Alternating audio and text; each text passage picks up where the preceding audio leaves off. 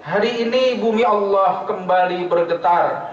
Jutaan bahkan miliaran bibir umat Islam hari ini melantunkan suara takbir, tahmid, tahlil untuk menyatakan diri, memproklamirkan diri bahwa hanya Allah yang pantas berdaulat, berkuasa di langit dan di bumi, di negara, di keluarga, di masyarakat, juga termasuk di dalam diri kita. Takbir hari ini di Palestina bukan barang mainan, mengiringi para mujahid yang sedang bertempur di medan perang. Mungkin sesengsara kita di Indonesia paling sengsara berpikir besok mau makan apa, besok masih ada makanan atau tidak. Sementara saudara kita di sana besok masih hidup atau tidak saya ini. Sebentar lagi giliran siapa yang akan terbantai. Sudah lebih dari 32.000 orang-orang Palestina yang sudah terbantai. Allahu Akbar, Allahu Akbar. Marilah sama-sama kita rapatkan barisan. Kita bangun rasa empati. Kita komitmen terhadap NKRI yang di dalamnya ada pembukaan Undang-Undang Dasar 45. Di antara bunyinya di dalam pembukaan, melindungi segenap tumpah darah Indonesia, memajukan kesejahteraan umum, mencerdaskan kehidupan bangsa, dan ikut serta melaksanakan ketertiban dunia. Orang yang nyinyir terhadap saudaranya muslim, yang membantu saudaranya di luar, adalah pengkhianat NKRI karena dia tidak mengerti pembukaan Undang-Undang Dasar 45. Diwajibkan kita ikut serta melaksanakan ketertiban dunia. Ma'asyiral muslimin hafizakumullah. Allahu Akbar, Allahu Akbar. Alhamdulillah kita sudah selesai melaksanakan ibadah Ramadan. Berbagai bonus pahala yang sunnah dihitung wajib, yang wajib dilipat gandakan, bahkan ada malam super door prize Lailatul Qadri khairum min alfi syahr. Kita berdoa dan berharap kepada Allah semoga itu semua sudah kita dapatkan. Tentu saja ada keinginan Allah, bukan sekedar transaksional yang hanya mengejar-ngejar pahala. Pasti ada Allah inginkan kepada kita. Mengapa begitu ngobrol pahala besar di dalam bulan Ramadan? Satu yang udah jelas eksplisit, surat Al-Baqarah ayat 183 kita sudah hafal, la'allakum tattaqun. Kalau kita bicara takwa itu apa? Ada 245 ayat yang menjelaskan tentang takwa. Ada ratusan hadis juga yang menjelaskan kata takwa. Maka tidak mungkin khotib jabarkan satu persatu. Kita ambil benang merahnya saja hari ini. Dari 245 ayat tentang pengertian takwa di dalam Al-Quran, kita ambil benang merah menjadi 3 kata kunci. Ma'asyiral muslimin hafizakumullah wa rahimakumullah. Kata kuncinya adalah perubahan, perbaikan, peningkatan. Perubahan, perbaikan, peningkatan. Itulah yang Allah inginkan kepada kita setelah Ramadan. Artinya mudah mengukur keberhasilan Ramadan pada diri kita sendiri, di keluarga kita, atau di masjid kita. Apabila bulan Syawal sampai bulan Sya'ban berikutnya nanti, di dalam diri kita ada semangat untuk perubahan, perbaikan, dan peningkatan, tandanya itu dia berhasil melaksanakan ibadah Ramadan. Orang yang mendapatkan Lailatul Qadar nggak usah terlalu banyak ditafsirkan dengan kelenak-kelenik yang aneh-aneh. Cukup dilihat apabila dia bulan Syawal sampai 11 bulan ada perubahan, perbaikan, peningkatan, dialah orang yang mendapatkan Lailatul Qadar. Begitu ringannya melaksanakan perintah Allah. Jadi kata kuncinya perubahan, perbaikan, dan peningkatan. Ma'asyiral muslimin hafizakumullah. Perubahan adalah sebuah sunnatullah, enggak bisa dilawan. Enggak ada kata kamu mau atau tidak, enggak bisa. Setiap kita pasti berubah. Uban aja enggak ada yang bisa lawan, mati apalagi. Fir'aun sesombong-sombongnya, wa qala ana rabbukumul a'la, tetap saja mati dengan sengat hina, tenggelam di lautan. Namrud juga begitu, kesombongannya luar biasa, akhirnya mati di tangan seekor nyamuk. Begitu pula kaum Ad, kaum Samud dan sebagainya, tidak bisa melawan, semua berakhir dengan tragis. Perubahan tidak bisa dilawan, enggak ada kata mau atau tidak, yang ada mau cepat atau mau lambat, yang ada mau leader atau mau follower. Jika kita mengatakan tidak mau perubahan, sia-sia. Kenapa? Karena kata lain dari tidak mau, dia nanti akan jadi follower. Cepat atau lambat dia ikut juga. Nokia bilang tidak ada kesalahan pada diri kami, semua SOP sudah dijalankan, tapi hancur, kalah dengan Samsung. Kenapa? Karena Samsung meneliti belasan tahun apa arti perubahan. Samsung dimotori oleh anak-anak muda yang selalu riset dengan perubahan-perubahan, tren-tren yang terjadi, diikuti dengan berbagai fitur-fiturnya. Akhirnya bertekuk lutut, bahkan begitu ada Android, semua harus ikut. BlackBerry pun harus ikut, keyboardnya masuk ke dalam layar. Perubahan tidak bisa dilawan. Ketika insinyur kapal Titanic mengatakan Tuhan pun tidak akan mampu menenggelamkan kapalku ini, Allah ditantang, tenggelam Titanic.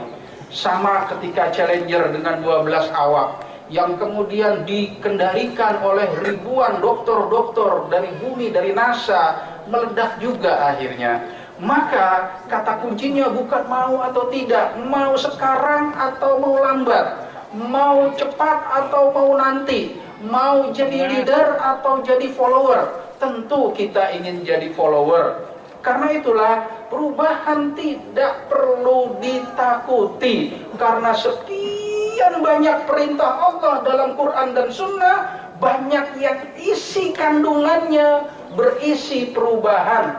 Misal kata-kata hijrah, kata-kata taubat, kata-kata muhasabah, kata-kata dakwah, amar ma'ruf, jihad, nahi mungkar, islah, muslih, nasihat.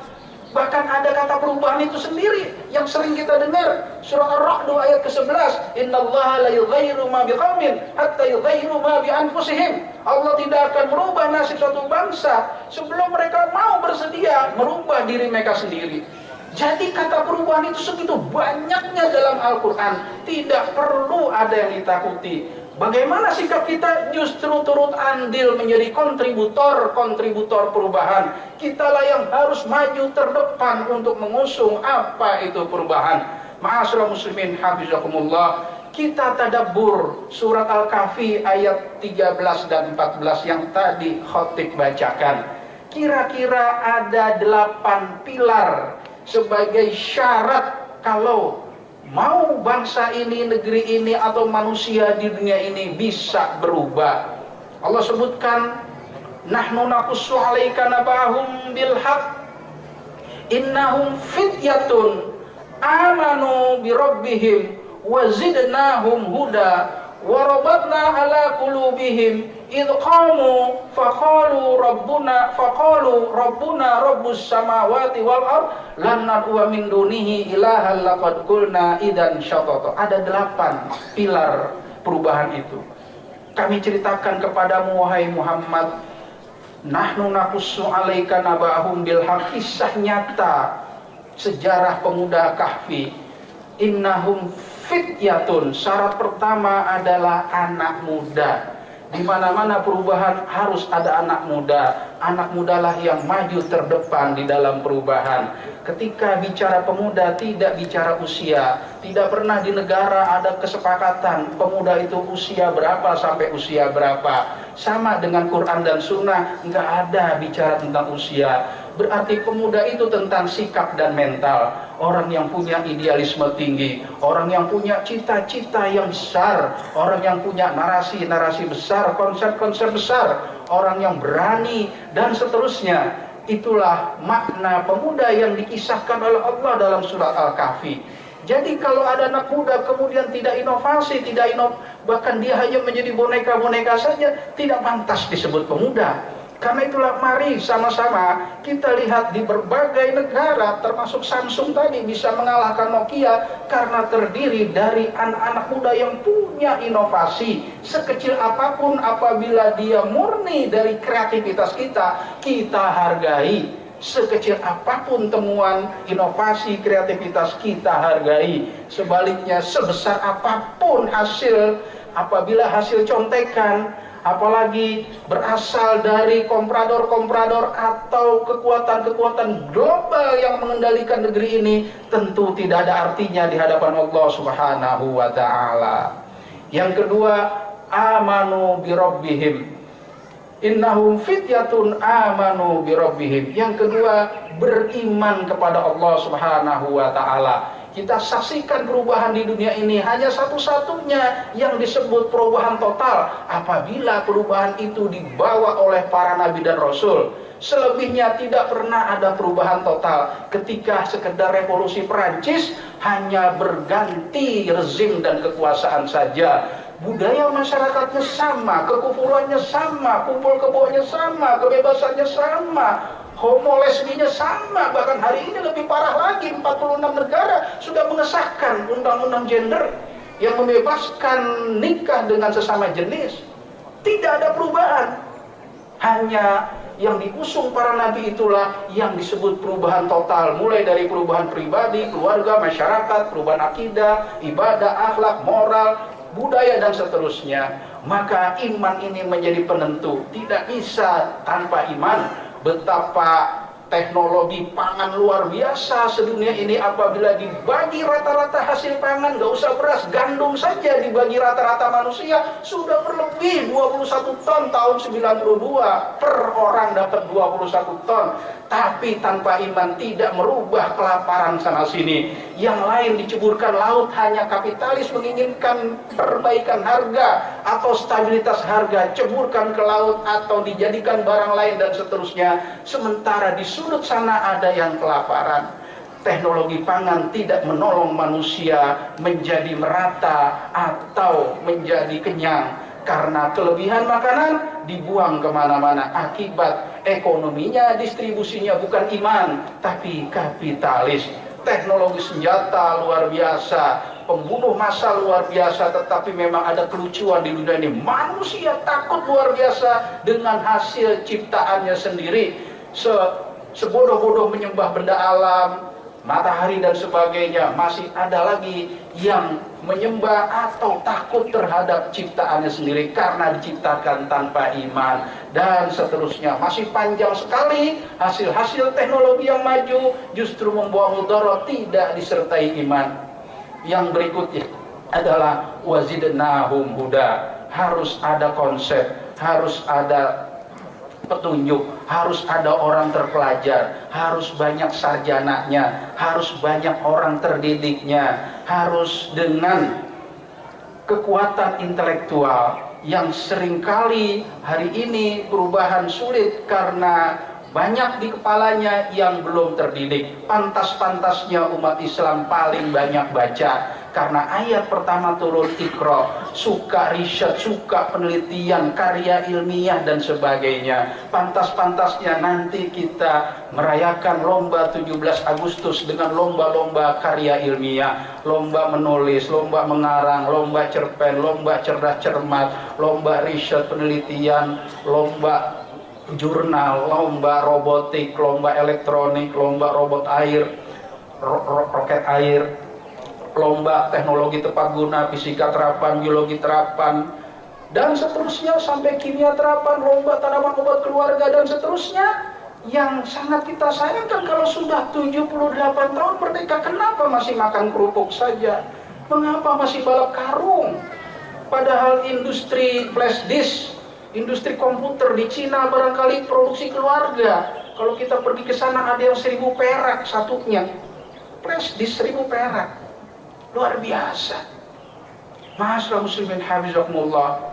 Yang berikutnya, yang keempat, warabatna ala qulubihim. Kami ikat hati anak muda itu kompak bersatu, tidak punya kepentingan pribadi.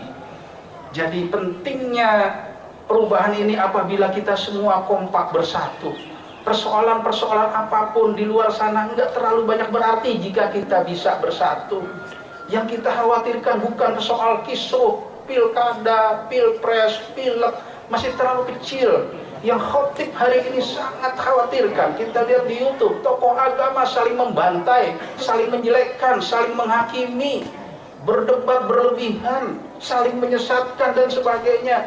Bahkan menjadi siklus 5 tahunan. Kenapa sengitnya perdebatan umat Islam ini selalu terjadi ketika mau ada pilpres atau pas saat pilpres, pilek dan sebagainya. Seperti ada musiman, seperti ada yang rekayasa. Bahkan di bulan Ramadan tidak tanggung-tanggung, bahkan ada pengajian yang dibubarkan dan seterusnya. Itulah yang hari ini sangat mengerikan. Sementara mereka punya follower yang sangat banyak, punya pengikut yang sangat penonton. Masyarakat awam yang dibingungkan, kenapa mereka berantem? Jangan salahkan kalau umatnya juga ikut berantem. Kalau tokoh agamanya sudah sedemikian, maka marilah sama-sama kita jalin persatuan. Tidak semua perbedaan itu adalah bertentangan. Apel dan jeruk berbeda, dua-duanya bisa kita makan. Madu dan susu berbeda, dua-duanya bisa kita gunakan. Sekali lagi, tidak semua perbedaan adalah pertentangan. Semakin banyak perbedaan apabila kita mampu mengolahnya, semakin enak rasanya. Lihat gado-gado, banyak sekali di dalamnya. Ada kangkung, ada toge, ada kacang panjang, ada tahu, ada tempe. Luar biasa. Ketika kita mampu mengolahnya menjadi makanan yang sangat indah, mari kita terbiasa dengan persatuan. Berikutnya yang kelima, ilqamu faqilqamu. Ketika sudah diikat hatinya, ilqamu, mereka sanggup berdiri di hadapan Raja Dignatius atau Dikianus, Raja Romawi pada saat itu. Pemuda ini sanggup berdiri, artinya keberanian, nyali. Ketika di sebuah bis Keramat Jati, maksudnya bisnya ada di Keramat Jati, bukan bis Keramat Jati, bisnya ada di Keramat Jati, di keramaian luar biasa, terjadi pembegalan besar-besaran, rampok, semua orang diam, nggak ada yang berani. Jadi mereka berani karena semuanya diam, tapi ketika ada satu yang mempelopori, akhirnya yang lain ikut-ikutan berani. Jadi yang dibutuhkan hari ini adalah keberanian. Sekedar mengatakan tidak saja, sekedar kita bisa goyangin jempol saja, sekedar kita punya nomor polisi aja di HP kita supaya tidak main hakim sendiri. Apabila terjadi kemungkaran, kita berani lapor polisi. Jangan individual, jangan kita biarkan ada kekurangan, jangan kita biarkan ada penyimpangan. Akan diminta pertanggungjawaban oleh Allah nanti di akhirat. Man ra'a minkum munkaran falyughayyir biyadihi fa illam yastati fa biqalbihi fa bilisanihi wa illam yastati fa biqalbihi wa dzalika adhaful iman. Pertama dengan kekuatan, kekuasaan, tanda tangan, pengaruh, jabatan. Nggak mampu dengan lisan bicara, atau sekarang bisa dengan jempol kita ngomong. Buktikan dengan jempol kita, dengan gadget kita. Nggak mampu juga dengan hati, maka itulah yang paling lemah iman. Setidak-tidaknya ada yang kita buktikan di hadapan Allah nanti ketika Allah menyuruh kita dan mengingatkan kita dalam surah Al-A'raf ayat 78-79 bahwa orang yang diam adalah orang yang terkutuk. Lu'inal ladzina kafaru min bani Israil ala lisani Daud wa Isa bin Maryam zalika bima sawa kanu ya'tadun kanu la yatanahuna an munkarin fa'alu la bisa bakanu yaqulun. Dikutuk oleh Allah, dilaknat oleh Allah orang-orang Bani Israel yang kutukannya itu disampaikan melalui lisan Nabi Isa dan lisan Nabi Daud karena mereka diam, tidak melakukan apa-apa terhadap segala kemungkaran mereka. Berikutnya yang keenam adalah faqalu ilqamu faqalu. Mereka punya konsep, mereka punya narasi, bukan sekedar nyalah-nyalahkan doang. Ketika ditanya apa solusi kamu, dia diam, nggak bisa. Menyalahkan paling gampang, tapi memperbaiki susah. Karena itulah orang yang berani harusnya dia diamkan diri, bekal dengan wawasan yang kuat. Kita yakini Al-Quran ini diturunkan Allah yang maha besar, maka di dalamnya pasti ada konsep-konsep besar, narasi-narasi besar, sistem-sistem besar yang akan menyelesaikan persoalan-persoalan besar. Kita kembali kepada Al-Quran, insya Allah kita mampu menyelesaikan persoalan-persoalan besar. Walaupun dalam kenyataannya konsep itu tidak banyak bertentangan dengan pemikiran-pemikiran orang lain, dengan aliran-aliran, dengan isma-isma. Misalnya tadi sudah disebutkan Islam dengan NKRI tidak bertentangan. Yang bertentangan kebanyakan dengan perut, dengan orang yang mementingkan perut, mementingkan pribadi, yang bertentangan dengan koruptor. Mengapa koruptor tidak suka dengan Islam? Karena Islam maling potong tangan, itulah yang ditakuti. Kita lihat tidak ada bertentangan ketika kita membantu Palestina sesuai dengan pembukaan Undang-Undang Dasar 45, ikut serta melaksanakan ketertiban dunia. Begitu pula dengan sebagian besar teori-teori demokrasi, banyak yang beririsan, termasuk dengan teori-teori sosialis, dengan nilai-nilai ukhuwahnya yang banyak bertentangan dengan komunisnya, bukan dengan sosialisnya. Banyak sekali ada ukhuwah, ada takaful, ada ta'awun yang banyak beririsan, yang sering terjadi di lapangan. Konsep Islam ini bertentangan dengan oknum-oknum yang mementingkan perutnya sendiri, keluarganya sendiri, kroninya sendiri. Itulah yang sering bertabrakan. Maka sebagus apapun konsep yang kita miliki tidak akan bisa diterima oleh orang-orang yang sudah asik dengan kemapanan, asik dengan zona nyaman, asik dengan korupsinya. Enggak bakal diterima sehebat apapun konsep-konsep kita, karena bukan bertentangan dengan ideologi lain, bukan bertentangan dengan pemikiran lain, tetapi bertentangan dengan ideologi perut. Itulah yang banyak terjadi. Dan akhirnya kita lanjutkan lagi, Rabbuna Rabbus samawati wal ard, bahwa solusinya adalah yang Allah tawarkan, tauhid. Allah yang berdaulat di langit dan bumi, Allah yang berkuasa di langit dan di bumi. Apa alasannya bahwa Islam ini sebagai solusi? Alasannya karena yang dimaksud dengan konflik adalah apabila ada 2 kepentingan, 3 kepentingan, 4 kepentingan dan seterusnya yang pada saat bersamaan menuntut diri kita, dan kita tidak mampu memilah dan memilih mana yang lebih penting, mana yang prioritas. Saat itulah terjadi konflik. Artinya tidak ada skala prioritas, artinya majikannya banyak, artinya loyalitas ganda. Itulah sumber konflik. Makanya tauhid disebut sumber solusi. Syirik, dosa paling besar, karena dia sumber konflik. Kenapa sumber konflik? Karena banyak loyalitasnya, karena banyak majikannya, terjadilah konflik di sana sini. Karena itulah di dalam sejarah manusia, apapun terjadi peperangan, bukan agama. Coba kita lihat, jangan menyalahkan agama. Perang dunia pertama, perang dunia kedua, perang antar negara, rebutan perbatasan, rebutan kekayaan alam, perang preman, rebutan parkir, perang remaja, rebutan cewek, sampai saudara kandung ribut, perang waris, rebutan waris dan seterusnya. Jarang sekali perang konflik agama, jangan dibesar-besarkan. Lihat pembunuhan bayi hari ini sudah 10 juta per tahun di Indonesia, yang resmi tercatat di BKKBN 2,5 juta. Bukan agama pembunuhan bayi itu, takut tidak bertanggung jawab, malu dan seterusnya. Jadi ma'asyiral muslimin hafizakumullah, konsep yang paling realistis adalah konsep datang dari Allah. Dan akhirnya yang ke-8, lan nad'u min dunihi ilahal laqad qulna idzan syatata. Kami tidak mau ikut wahai raja Dikianus, maksudnya gitu ya. Karena kalau kami ikut maka kami termasuk orang yang rusak seperti kamu. Jadi yang ke-8 ini berani mengatakan tidak. Sekedar kita mengatakan tidak dengan lembut, dengan baik ke anak kita. Sudah 5 menit menjelang maghrib, nak, matikan handphone, matikan laptop, matikan gadget, ayo siap-siap kita ke masjid. Sekedar mengatakan tidak di anak-anak kita. Sekedar mengatakan, nah, jangan lebih dari 1 jam ya.